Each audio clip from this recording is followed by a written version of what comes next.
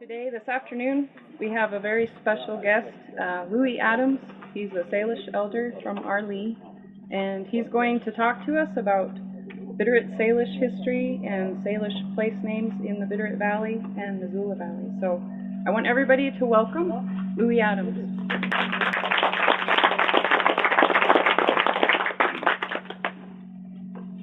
Lemlem Specia. Thank all of you, especially Elizabeth, for inviting me up. Whenever I come up here, I feel at home, even though I was born near Arlee. But my ancestors lived right over there during the winter, right next to the river. Come spring, they would all scatter to their favorite haunts. And that included where we live now, only over the hill from there, which is now Bob Marshall Wilderness Area. We called it this Kodlep at that time. We still do. But that's even there. That's when our people would go as far down as where Hungry Horse is now. There's a big place there they call Chikotonkan. That was where our people, as far as they went, up in the Marias country there. And like I say, they just scattered. And when this lady, I found out her name, I asked her a while ago if her ancestry was from the Placid Lake area up near Sealy Lake, and she said yes. When I was growing up, my folks, my grandparents used that area a lot. I remember the Sperry Ranch real well because my dad used to like to fish on the west end of it where the stream run into the lake. Got some nice cutthroat, I remember. I was little, just tagging along, didn't bother some. But this area we call Skeshmish, that's where they lived, Stevensville. That was our people's home during the winter. And these mountains behind you, that's Paint. That means Red Top Mountains. Because when I was growing up, the old people used to say, whenever they were camping, when the sun first comes up, you hit the mountaintops first. He said, and they'd be beautiful, they'd be nice, they'd be red. So for thousands of years ago, I guess they were red. Because I remember the last person I talked to, Mary Ann Combs, died in '77. She said, they're not so red anymore. They must be, she said, must have like washed off, you know. But she said, and then maybe I can't see so good. When she died, she was 95 years old. But she was the last of the Bitterroot people that I talked to. And when she died, that was it. That was the last one from here. But when we go down this way a ways, I guess we get to Florence. That was Chipotle to our people. It's kind of funny because when the homesteaders first come around, there was a blacksmith there. All the old people used to say how friendly he was. He was a friendly little guy, short, kind of chubby, but his outfit for being a blacksmith, I guess he had a leather apron right here. They said, "Eat put." And that's what that meant. It was just like it was greasy right in here from all the work he'd done. So they called him Chipotlos, greasy belly. But they said he was a nice fellow. Got along good with him. But that was Florence. And you go down the road a ways and you get to Timsumsi, Lolo.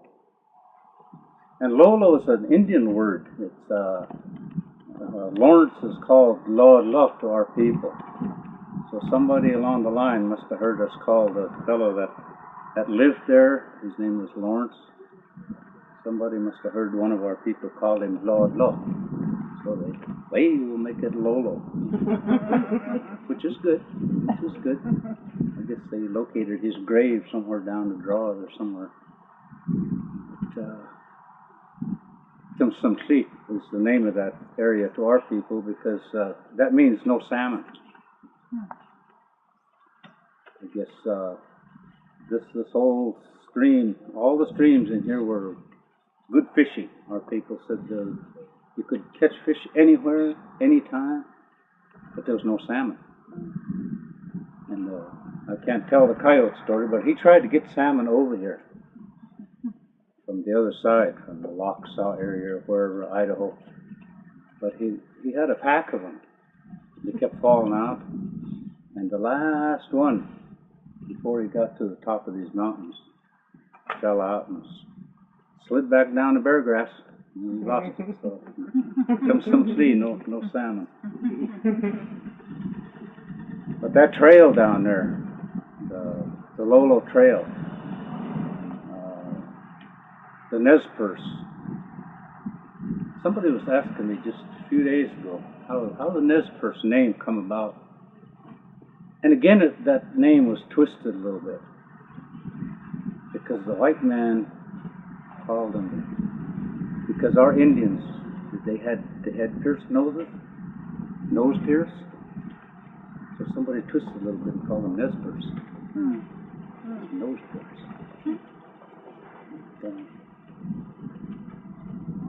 The Nez Perce call that Nimi Poo. I hope I got it right. It's Nimi Poo, because I was at Lolo one time, Lolo Hot Springs, and a gathering.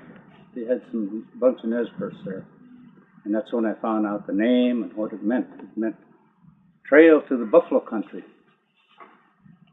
But that trail was theirs for thousands of years, and to us, it's Nuktanishaks. And that's a trail not only to the Nez Perce, but through the Nez Perce. Our people used to say that trail went clear to Schmidt, clear to the ocean. So some kind of ologist checked things out, he'd probably locate that trail that goes clear to the ocean. Nuktanishaks, that's what we call it. But then you go further down from there, and you get to Nkaks. Before the road was built, that one steep place went right to the river, and the people said the trail that went through it was so steep. Then when the settlers got here, they built a wagon road.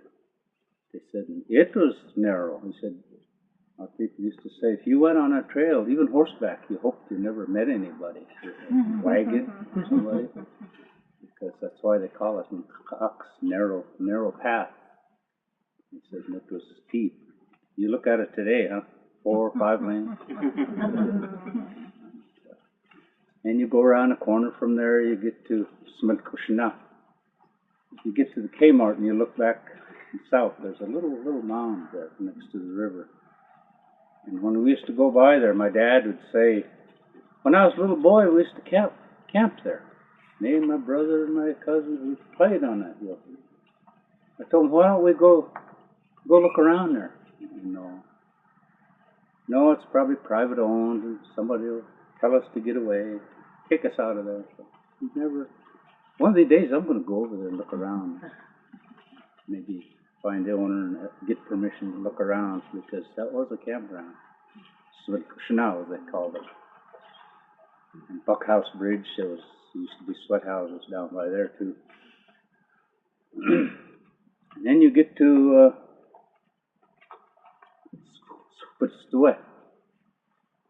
Fort Missoula. I always hesitate to say this, but throughout the United States, all forts to the dominant society have different names, like this Fort Owen, Fort Smith, Fort Arkansas, wherever that's at, Fort Missoula.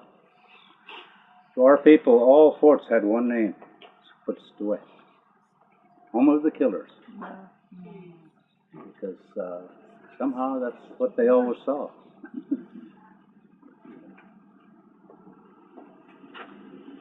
And then you get to Nisai, Missoula.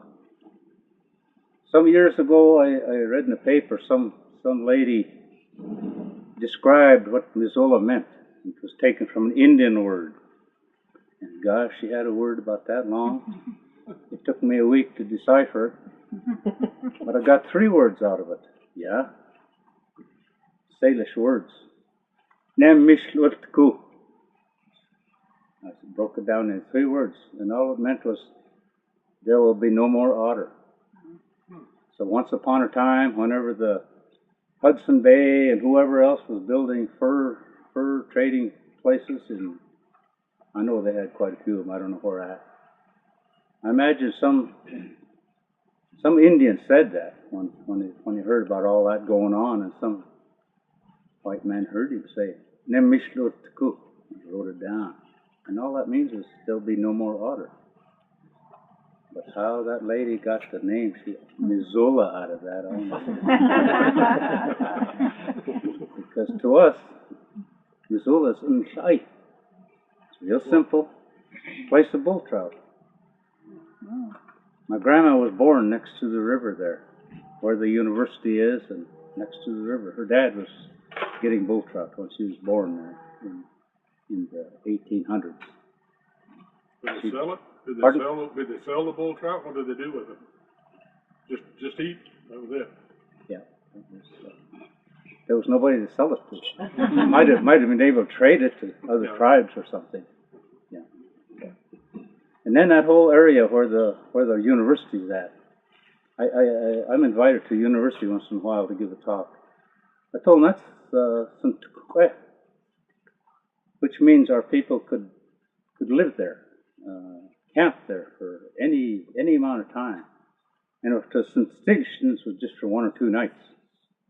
But a lot of them call it Suntukwe because they'd stay there for maybe a month, digging bitterroot, all kinds of edible plants used to be there. I guess it's still under the university someplace. And then the mountain right behind it, this Numkoi, humpback. That's what our people said, because just to the south of there's a trail goes, crosses the river and goes back in, goes way down into the eastern country. And then there's another trail that went down by Hellgate. From Skellempton, our people call that place of ambush. I guess some people ambushed there once upon a time, 30 times, I don't know. But that's where they got the name, from Skellempton. So they didn't use that much. They went up, which is Rattlesnake Canyon. We call that Numquench. It just means a big draw. But they had a trail that went around Hellgate, either through there or this other one by what is that other draw? But anyway, they had 2 trails that kind of skirted Hellgate. So that was, and on downstream from there a ways was Internet, and that was you people call it Rock Creek. I've been through there several times. There is a lot of rocks. But, I guess there was more timber years ago than rocks, because that's why the Indians got the name Internet. They said, "Oh, there was just hogs all over the place, and good fishing. You couldn't cut a you could snag fish, you could get them with anything." So you go down a ways, and in Eichstum, they're going to take the dam out at the Eichstum. That's Bonner, somewhere in that area. But that also means bull trout. But that was a place of where the accumulation of bull trout. In Eichstum. Before I get any further, you know, this area here, I was reading a paper and seeing on TV where somebody wants to build a ski area. I hope you people are against that. I think we have, well, not we, I don't ski, but there's enough ski areas in this country already. But to ruin a beautiful mountain like that, it would never be the same. Somehow or other, it would probably fight back. But anyway, when you get down past the night system, you go toward Potomac. That big place, big open area there. Our people used to go there and dig camas and hunt. The last person I talked to about that Mrs. John Paul. She died last year when she was 93. She says, we used to camp there. She says, your dad and me and your dad's brother and his cousin. She says, we were all about 8 or 9 years old. She said, and your grandma, your great-grandma was there with us, and their men. She said, Sack woman, that was Mary Kelpamy's name, my great-grandma. She said, and we used to camp here. We stopped there when she's shown us that. She says, and at night, she said, you could hear the wolves all around these hills. I said, well, if there's so many wolves, was there a lot of game? Oh, yeah. See, this is the thing that nowadays, those days, everything was in balance. The Creator kept everything in balance. Sure, there was a lot of wolves, but there was also a lot of game. There was enough for everybody, everything. Now, mankind is trying to manage things, which is good. If they didn't, maybe we have nothing. I wouldn't want to live in a country that had no birds, no wildlife. But a lot of times they're chasing their tail, because you get rid of something and something else moves in. Somebody was telling me about some place where there was a lot of rabbits, and they got rid of them, and some other little creatures moved in. They couldn't get rid of them because there was no more. I forgot how it went. Some other state. But anyway, you pass there and you get down toward Greeno.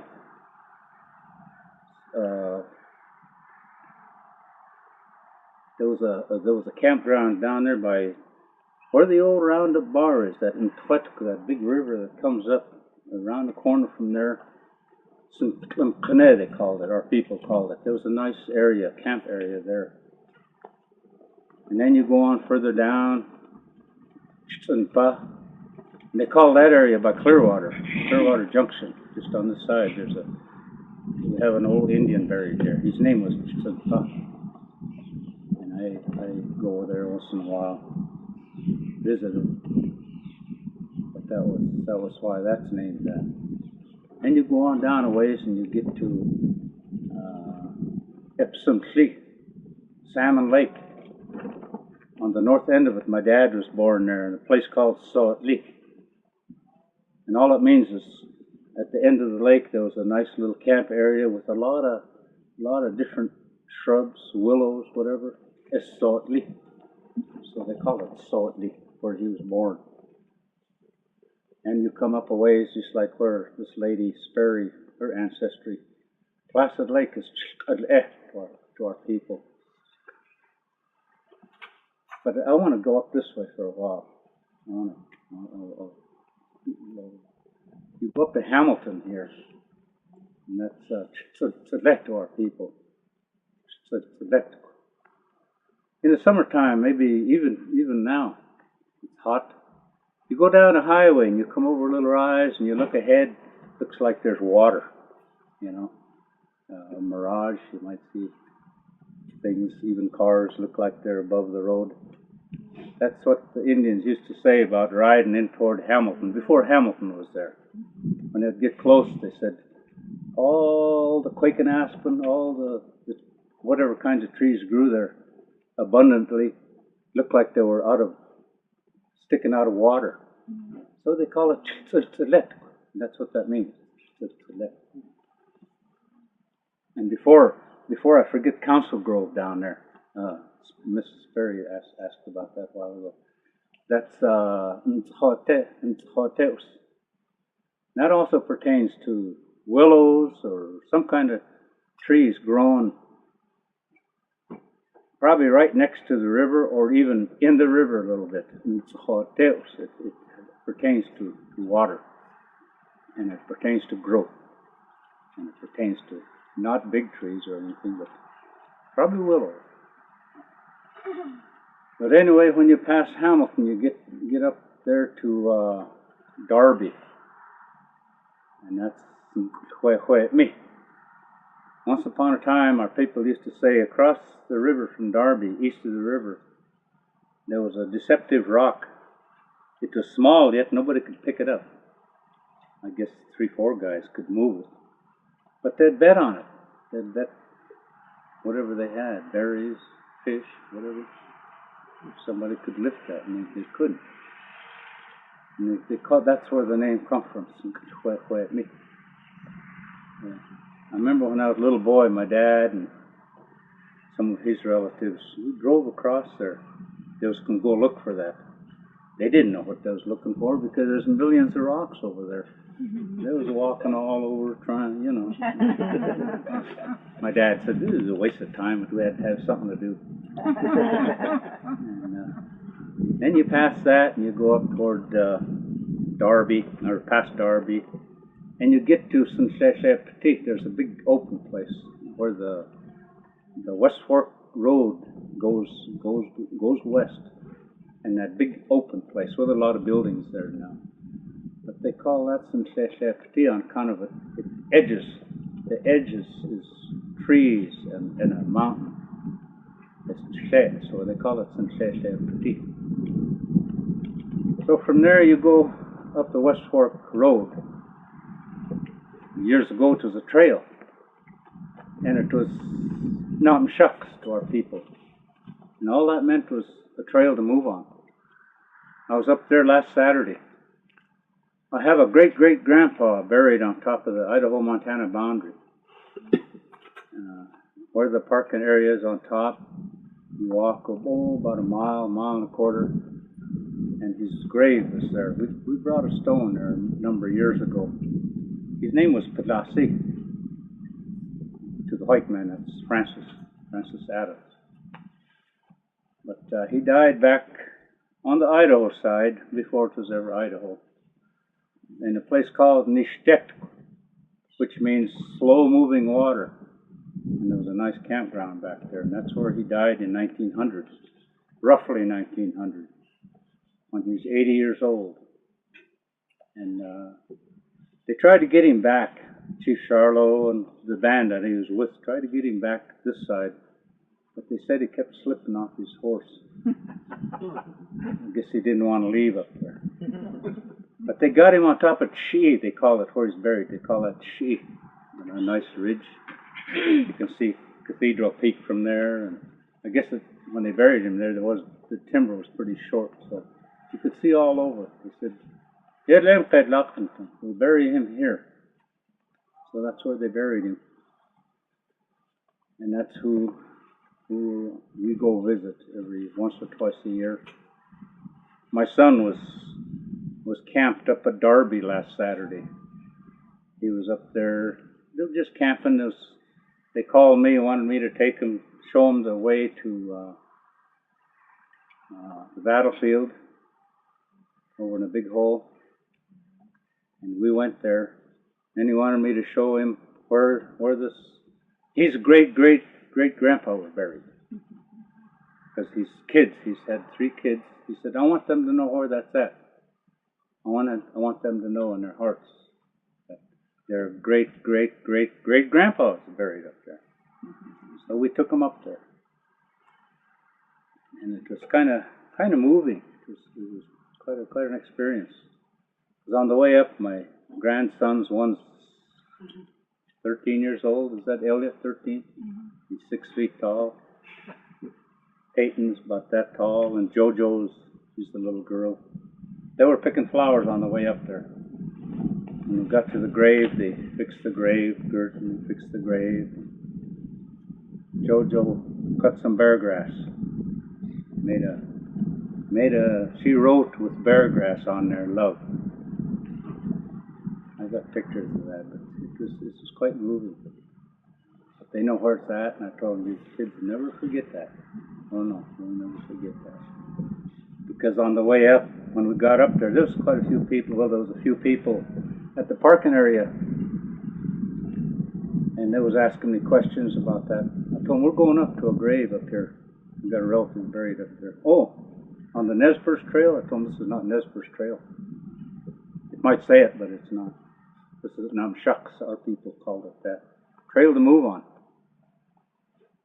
I said, my grandma used to say, whenever they'd go camping way back in Nishtek, he said one time they went hungry back there, another camp area, not by the river, another camp area. She says, because once in a while when you're out hunting, you have bad luck. Nobody can get anything. She says, and boy, we got hungry.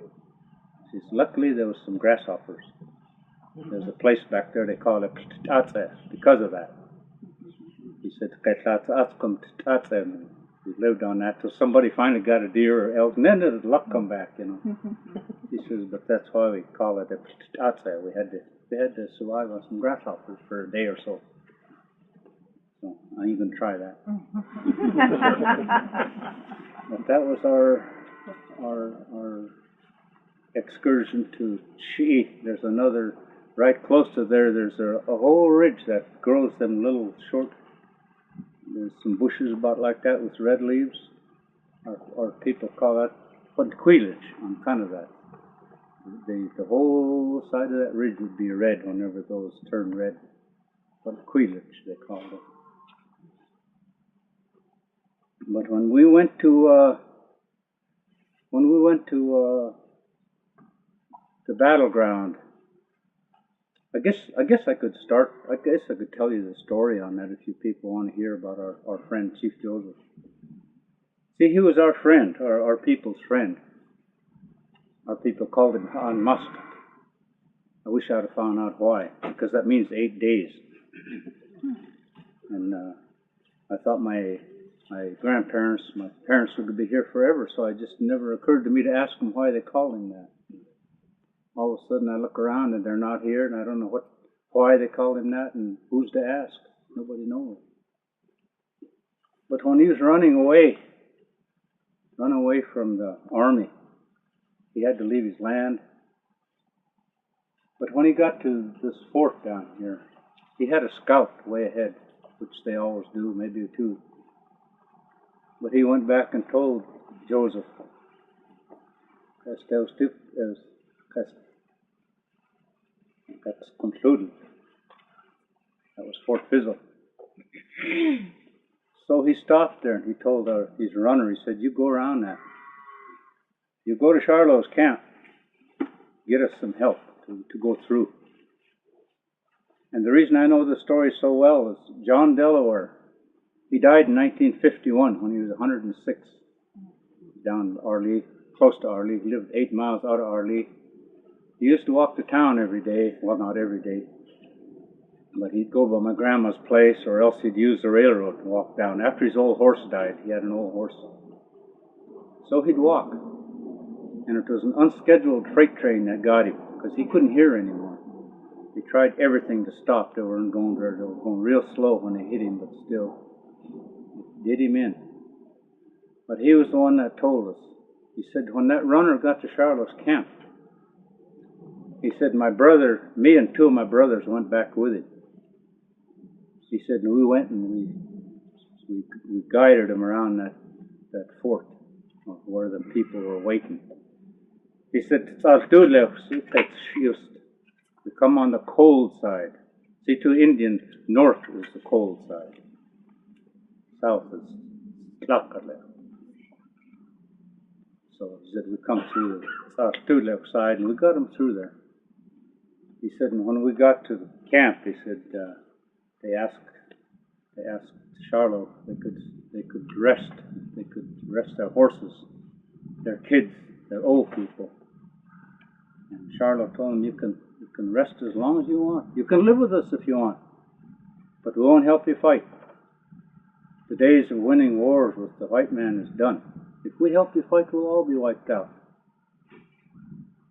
So then he said, no, we just want to rest. Some of his people did stay, because to this day there's a lot of people in our reservation that have Nez Perce ancestry. Some of them did stay. And they left before they should have because they were tired. But they camped down there by Medicine Tree. Tribes throughout the country knew about Medicine Tree. But when they camped there, Joseph told his medicine man, he said, you go to that sheet, go to that medicine tree and find out what we have to do. Pray for us. Then he's gone quite a while and he come back and he says, we've got to pack up, we've got to leave. So Joseph told him, I appreciate what you've done. He said, but we can't leave yet. Our old people are tired, our kids are tired, our stock is tired. But they did leave before they should have. That's when they were caught up to that big hole. And he told Qarqalsna, he said, besides, the army's way behind us. He said, that's not who I'm talking about. There's others. And there was. There was from Fort Missoula, and there was volunteers, and whoever wanted to get him an Indian, I guess. But then from there, they tried to move on some more. And that's when they settled, they stopped at Big Hole. Sktitlqole, our people call that country, because a lot of our people lived up there. My grandma, from my dad's side, was born just on the other side of where the battleground was, around a corner by the river, where she was born. And my other grandma's sister's husband was born back there. But till the day that Joseph died, I bet he kicked himself in the hind end for not sending a couple scouts back to watch. Because when he left this valley, yeah, there was a lot of friendly people. They told him, don't worry, you're going to be okay. Just go, nobody's going to bother you. Yet there was other people that had bad things in their hearts. And he didn't send us any scouts behind him. And that's how they caught up to him. They were surprised. So I imagine till the day he died, he regretted that. He'd been ready for him instead of their teepees being burned up and little kids screaming and old ladies screaming and stuff like that. These are the stories you hear from a few of the survivors.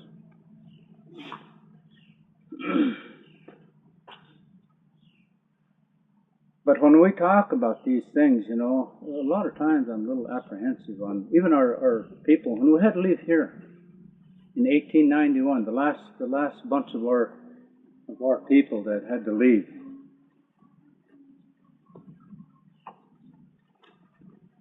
the army got there, surrounded our people wherever the camps were. So the interpreter told Chief Charlo, we got to move or else. Well, he knew what or else meant, because he remembered Little Bighorn. He remembered Sand Creek. He remembered so many other things that some people don't even know about.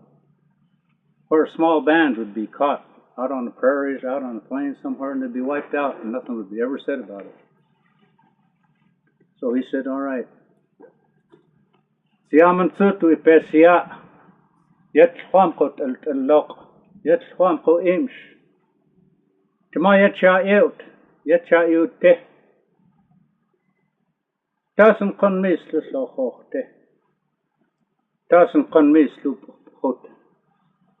Sunake khot kharminem khesiam ke konsul. And what he said was, gather round, my people. Today we leave. Because these guys on horses here, they have no respect for little babies. They have no respect for old people.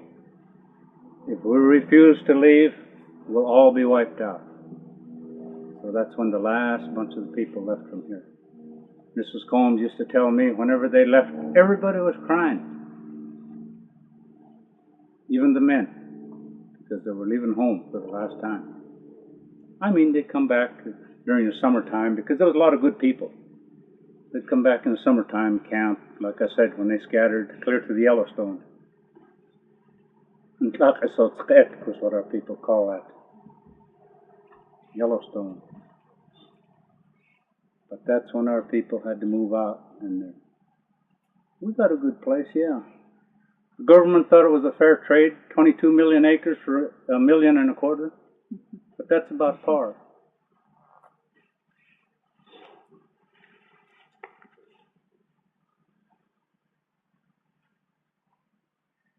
Our people used to, like I was saying, when they went to the Yellowstone, a lot of them would stay there all winter because of the hot water and the abundance that gathered enough food for the winter. Because the old people used to say, when spring came, everybody scattered. In the fall, when everybody come back, everybody gathered. He said because we needed each other. Like, you know what I'm talking about. All you dominant society people, we need each other. Your families, your friends. He said whenever we'd come back, he said some people wouldn't show up. Maybe they'd stay, maybe it'd be 2-3 years before they showed up again because they enjoyed where they were at. Others wouldn't show up at all because they went over to the buffalo country. That was a hazardous duty. Because our people, not only you might fall when you're shooting at a buffalo or whatever, you might meet Blackfeet, you might meet crows. At that time, there were in a way all the time. Traditional. So some people wouldn't come home because of that. Maybe they met up with somebody. But that was, that's why I say we need each other. It applies today. Because when I was a small boy, I heard my grandma's stepmom, Sophie Moise, say that. She said there was a move once upon a time. She said,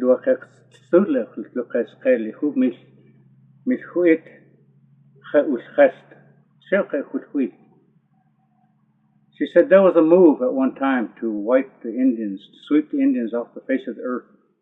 But there was too many good people. They wouldn't let it happen. And I've always lived by that. Because I remember what she said, and I've run onto these things in my life. I'm 71 years old. I went to the Navy once upon a time during the Korean conflict.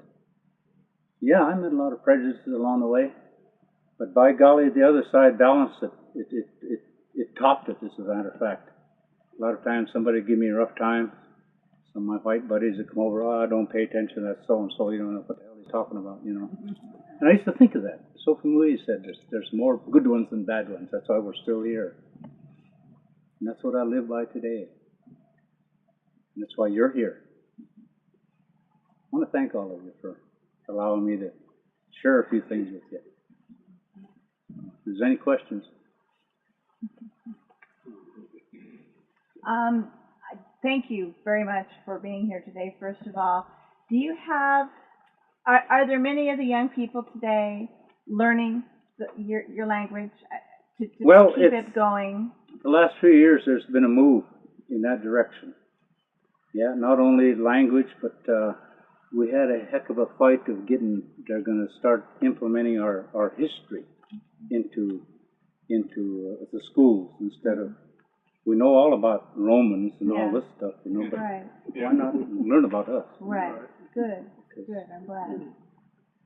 But it's, like I say, the good ones again prevail. Mm-hmm.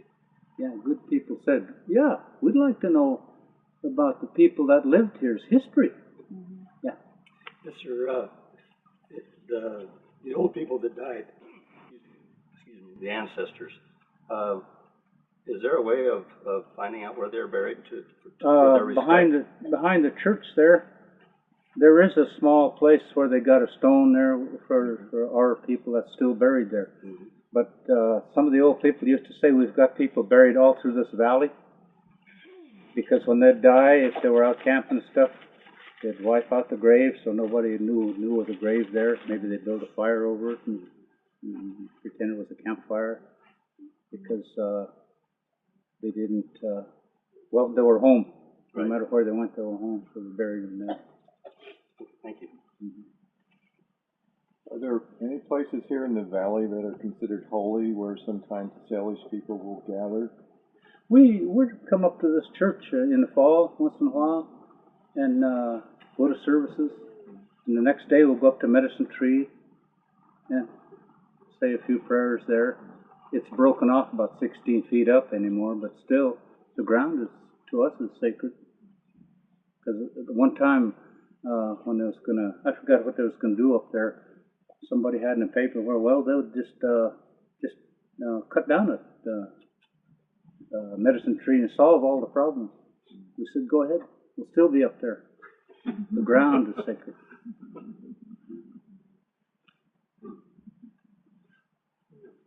When you pray, who do you pray to? What's the... Kurunsutan, maker of everything. Okay. See, because when you go to a sweat lodge, you go to a medicine lodge, you're praying to the same creator that they use in the biggest cathedrals in the world. The maker of everything, Kurunsutan. Okay, thank you. You mentioned Sand Creek. I was wondering if you watched the series that just ended yesterday, Into the West, and what impressions you might have had about it. Oh, no, I didn't. Try not to watch too much TV. Good for you. Good for you.